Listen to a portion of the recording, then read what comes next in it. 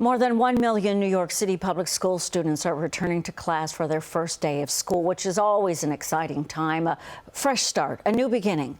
Schools Chancellor David Banks leads the nation's largest school district. He spoke with CBS News New York's political reporter Marcia Kramer to talk about plans and challenges for the new school year. We are joined today by Schools Chancellor David Banks, and I know with school starting, we're really lucky to have a conversation with you today. But first of all, I'd like to talk about some new test results by the National Assessment of Educational people, who pointed out that because of COVID and because of the pandemic, the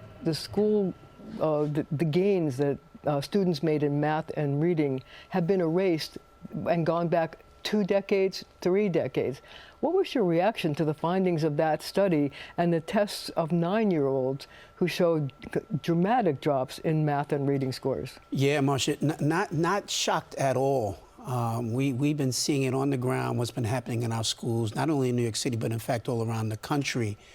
Just the tremendous level of academic loss that our kids have suffered very, very quickly. But for us, it's not about the loss as much as it is what is our strategy for getting our kids back to where they need to be.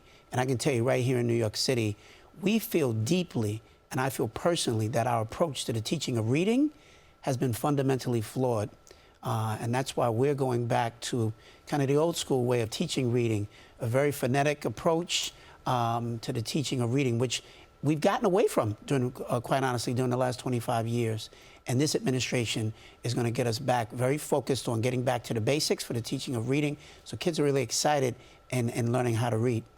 Well, the reason I'm asking about this study is that it shows it's especially affected minority students. For example, black students lost 13 points in math compared to only 5 points for white students. Does that surprise you, and what are you doing to try to make up for the COVID learning deficit? Yeah, it doesn't surprise me at all. And again, I think it really speaks to the fact that our kids have not had a solid enough literacy foundation. You know, all the things that we want to do with our kids in our public schools, you can't do if they haven't learned the fundamentals of reading. That should be our #1 goal as a public school system. And we've not done a good job at that. But I'm making a real pledge to all of our parents across this city that reading, not only is it fundamental, but is essential. And we will be very, very focused. We've got great teachers. We've got smart kids who really want to learn. But our approach has been off, and we're changing the approach. Explain to parents how the approach will change. There was something that was called over the last 25 years balanced literacy. And in balanced literacy, you know, they might show you a picture and you kind of get a chance to guess at what you think of the word, in fact, might actually be. But the way that I learned how to read was phonemic, really being able to sound out letters and being able to create meaning through sounds. And that's really what that more phonetic approach to the teaching of reading is really all about. And we gotten away from doing that. The balanced literacy approach has been used across the nation, and what we've seen is the results have come in, and they've not been good. And that's part of the reason why we're going back to a very different approach. So can this COVID learning deficit be made up? You know, the tests that were given to 9-year-olds, which showed, you know, difficulty in understanding math concepts, Sure. difficulty in understanding what they're reading. Can the school system make this up, or will this affect people, this generation, for the rest of their lives? Well, I'm certainly hopeful that we can make it up as quickly as we possibly can, but we don't know, right, how quickly that will be able to take place. Our kids have suffered tremendous academic loss, tremendous social and emotional loss as well, and it's all connected. But really the path forward has to be filled with hope, with new strategies, and encouraging our kids. And I will tell you, it's not just doing more reading or doing more things in school. It's also using education outside of the 4 walls of the classroom. You know, making sure that our kids get a chance to go visit cultural institutions around New York City. The whole world lives here. And we should be exposing our kids to just so many new and exciting things all across the city. All of that works for overall youth development, which ultimately helps their reading as well. Well, that leads to my next question. What can parents do, knowing that their kids had to go through a difficult time learning during the pandemic? What should parents be doing now to help overcome those deficits? The first thing they should be doing is just reading with their child. That's the number one thing. And let their children pick out the kinds of books and things that they want to do. When's the last time that they visited the library? I know that the kids love to be on their phones and on their iPads, but there's something really exciting also about going to a library, picking out new books, and just, and then going around the city and being engaged in things where they're learning that's beyond just what's in the books, but real world experiences are also critically important. This is probably an unfair question because we do live in the technological age, but do you think that the reliance on iPads and phones and learning devices has been a detriment to kids learning in school? I think it's a dual-edged sword in many ways. I think it's here to stay, and I think if it's used the right way, it can be a tremendous benefit, but it should not be the only thing. And if you're a parent, you don't want to just turn on the iPad and then walk away and let your child just stay on the iPad and on their phones all day long. There are a lot of kids that are doing that. But using that and balancing that with some other real-world experiences and getting out and moving and going to the parks and doing different things also, I think, helps to build foundation. So read actual books. Reading actual books. And I mean, how big a deal is that, right? I mean, I grew to love reading because I read all the time as a kid. And, Me too. Reading will take you to parts of the world. It's amazing. And it just enhances your imagination, and you get to dream about places that you've never been to. And you can do that through your iPads as well. But there's something about physically flipping those pages. I totally get it. Right? And getting under the blanket and just reading at night. It's welcome to my world as a child. I love that. That's right. And we need to get back to that, Marcia. And I think that's the message that I would say to parents. Continue to read and read with your child as a family engagement. It's a beautiful thing. So as school opens for the first time this year, we face a new problem. All the children of the asylum seekers who are now coming into the New York City school system. Sure. What kind of a problem is that posing for you as the head of the New York City school system? Well, we've got thousands of students who are coming who we were not projecting, just a couple of months ago that would be coming in. But we welcome them. We welcome them with open arms. New York City is a place that has always welcomed immigrants and migrants and people from all around the world. And so we are welcoming them right now. As they've been coming in, we've been working with City Hall and the mayor's office and getting kids registered for school. And when there are language barriers, we've got counselors and representatives from the Department of Education who are on the ground, who are helping in this process. And we're making sure that we're placing them in schools where there's space. We've lost 120,000 students over the last 5 years. So we have room.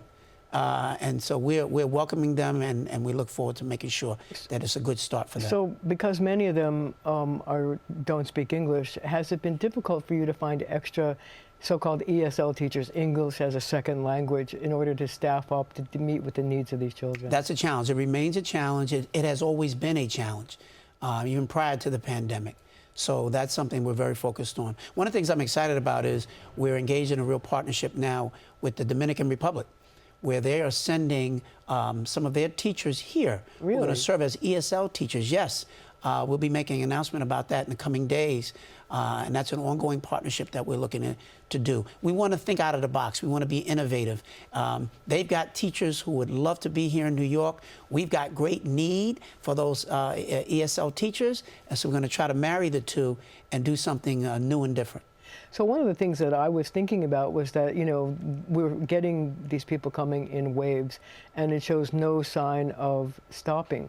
So what's going to happen to the kids who may come here after the start of the school year in terms of placement, in terms of learning, and in terms of their learning curve? Will they have to be put in separate classes so that they don't slow down the kids who are already in class? In New York, we have always received kids throughout the years who have come from many different countries. As I said, the whole world lives here, and kids come on a regular basis. And our teachers are skilled, they're dedicated, We do the proper assessments of each and every child, and we make sure that we provide the supports that they need. In some cases, they may have to be in a class separate from the other students, but in many cases, they are not. And they quickly catch on. It's amazing how resilient young people are and how quickly they learn with the right levels of love and support, and that's what they're going to get here. You know, as a chancellor who suddenly is faced with an unanticipated problem of over 1,000 children coming into a school system that you weren't anticipating the problems, you seem confident that the New York City school system will be able to absorb these new immigrants and help them and put them on a path to learning. And you know why I'm confident? We have amazing teachers, we have amazing school leaders. You know, there's so many negative stories that are written and talked about as it relates to our public schools. But I've been chancellor now for 8 months. I'm starting my 9th month now. And I have visited every borough in the city. And I will tell you this, Marcia, I'm just filled with so much hope because I have seen for myself just the amazing teachers and the amazing practices and things that they're doing in our schools that no one knows about. And I want to be their champion. And I think that the way you help the entire school system to get better is by letting everybody know about all the amazing things that their colleagues are doing so that they can learn and get better. And that's what I'm committed to doing. But this is your first full school year. Yes. So are you looking forward to it with great anticipation, looking for changes? What's on the agenda? I am beyond hopeful that this is going to be a great school year. I've been in the school system myself for over 30 years as a teacher and an administrator. I was a school safety officer. Yes, you were. Years ago. But I'm a product, more importantly, of the school system. And I know that when New York City operates at its absolute best, it can do great things. And so I'm excited about the things that we're doing. Our approach to the teaching of reading is going to be very different. You're going to see that in our schools. We're reimagining the entire school experience. I mean, arts is going to be a major focus of what we're going to be doing. Arts and music, civic education. You know, so many of our kids just have no idea how this democracy works. And I'm not just talking about civics classes. I'm talking about civic experiences, where, again, you get out of the four walls of the school, you get out into the neighborhoods, and you understand how government is actually supposed to work and how it really impacts your life. These are the things that you have to do that make school really relevant. And I would tell you, finally, career pathways. Creating real opportunities for kids to have an idea about when they're done with school. What is this supposed to lead to? That's important. They can't just go to school every day and have no idea where it's supposed to go. And so I want them to be very clear about college and careers. And those opportunities make all the difference. It sounds like Chancellor David Banks is ready to put his imprint on the New York City school system in a way that's never been done before. Well, I can't tell you just how excited I am. And I believe that, you know, every school needs to have a degree of clarity around why our kids go to school in the first place. And that's what we're doing. So I'm excited for it. So you did talk about being a former school safety officer, and obviously school security is a top concern of parents across the city. Sure. You know, during the past school year, we've done a lot of stories here at CBS about kids who bring weapons to school and the concern that parents have. The mayor had talked about the possibility of exploring new ways of checking backpacks and the things that kids bring to school. I wonder where we are on that. Are we at a point where we can get rid of the magnetometers and have new and less invasive ways of finding weapons? Well, let me just say, first of all, that safety is paramount. We don't get to teach and have kids learn if they don't feel safe. So that's the #1 priority for me. And I want every one of our parents across the city to know that. I'm very, very committed. And our schools really are safe. We have been disturbed by the number of weapons that we have seen during the last couple of years of kids, you know, bringing weapons to school. But kids bring weapons to school not because they're looking to engage in violence in school, but to protect themselves when the school day is over. They've not felt safe in the neighborhoods. And I know the mayor and the police commissioner and others have been working really hard on that. But our kids feel good about being in school. They like being around their friends and being looked after by their teachers. But we're very focused on safety. We'll be making some very significant announcements in the next few days. You know, one of the developments over the last several weeks is that national teachers groups have come out with calls to unify school safety plans throughout the country, actually, but also throughout New York City. I wonder, and one of the things they're talking about, locking all the doors except the front door, and limiting access that way. Is that, I know that the school system does that now, but are you also thinking about other out-of-the-box ways to protect students as they come to school? Absolutely. We've been spending a great deal of time this summer really planning and preparing, and we've got a number of announcements that I think parents will be excited to hear that will continue to ensure the safety of their children. You know, as we've seen some of these stories across the country, mass shootings and whatnot, there's nothing worse than that, anything that affects our children. So I'm fully committed to their safety, and they'll be hearing about some of the innovative ways in which we're going to ensure that. Have school safety officers been given any special training about, you know, some of the incidents that have happened around the country where, you know, shooters have come into schools and wreaked havoc? Absolutely. In fact, we just graduated a class just a couple of days ago of almost 200 new school safety agents. You have 200 new school safety agents? Absolutely. They're going to be in schools on day one, and there's another class walking in right behind them. So we're going to make sure that we have the right number of school safety agents across all of our schools. I'm very committed to doing that. And they have received advanced training in active shooting drills. And not only them, but all of our school administrators across the city. Right now, as we sit here, there are trainings that are taking place for school principals, assistant principals as well, to prepare them, you know, for a moment where, God forbid, we have to deal with an active shooting drill. They're going to be ready. So have we ever done these active shooting drills before, or is this a new thing that New York City school system has introduced to train, you know, principals and administrators to deal with these things? They've touched on it before, but not at the level that we're doing it now. I mean, because the reality of what we're seeing across the nation is real. And so the training now is a very enhanced level of training that we think is taking advantage of everything that we've been seeing, the latest technology, and what we can do to best be prepared. So there's been some training in the past, but not like what they're going through now. And do you think that's an important, I mean, it's a sad but important component of opening schools this year? It's the reality that we face, Marcia. It's unfortunate. We shouldn't even have to think about things like this. We should just simply be thinking about kids getting ready for opening day, and we want our kids just to be focused on that. But as the leader of the school system, I have to be very focused on the entire system and ensuring their safety, and that's what I pledge to do. One of the things I wanted to also talk to you about was school food. I know it's a very, very important topic because a lot of the kids who go to school get breakfast and lunch, and sometimes it's the only food that they have all day. That's right. So I wonder if there are any changes that you want to tell parents about in terms of menus, things they can look forward to, things that will get their kids to actually eat the food. Yeah, I will tell you that the kids are eating the food, right? And, you know, school food has always had a bad rap, you know, from the time that we went to school. But I think we've come a long way. I know this is a very important issue for our mayor as well. We've gone into some of these meatless Mondays and vegan Fridays, and we're trying all kinds of things. Are they working out? I think they're working out really well, you know, and they're continuing to get better because we're listening to the students.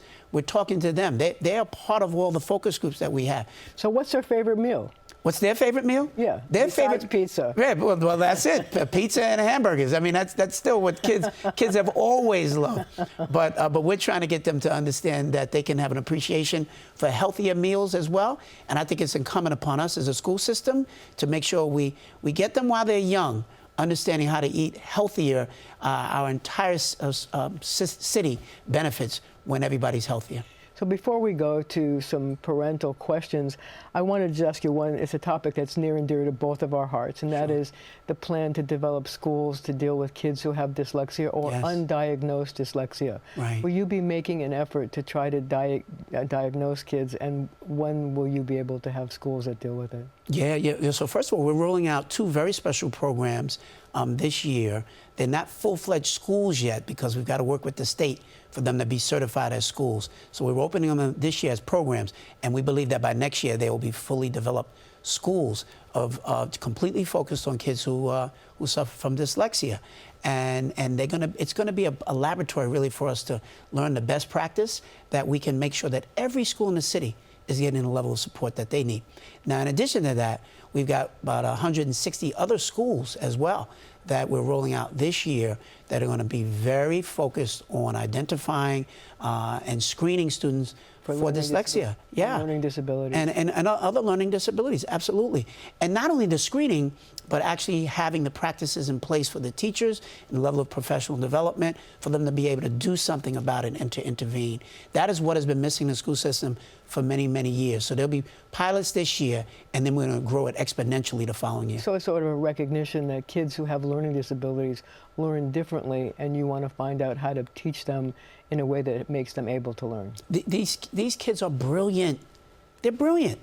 They just need the teachers to understand how to deal with some of the challenge that they have. And once they do, the kids are going to be just fine, and that's what we're committed to. So, Chancellor, we did send reporters out to talk to parents in Brooklyn about some of their top concerns. Sure. I'm going to play you a soundbite, and what I want you to know is the first one is a parent who's concerned with school safety. Hi, my name is Shakira. I'm a mom of 2 boys, one in elementary, one in junior high school. So my question to the Chancellor is, how will us parents be able to trust the school system now that we've had so many school shootings, COVID going on? We just want to know that we can trust you and the safety of our children. Chancellor? It's a great question, and I want to say that we have to work together, Marcia, as a community. The job of safety does not just lie with the Chancellor, but it lies with all of us as community, as families, community leaders, school safety officers, superintendents. We're all in this together. And so I would say let's particularly stay very close to your school principal and your superintendent of your district. Each one will have a fully developed plan to ensure that your child is safe.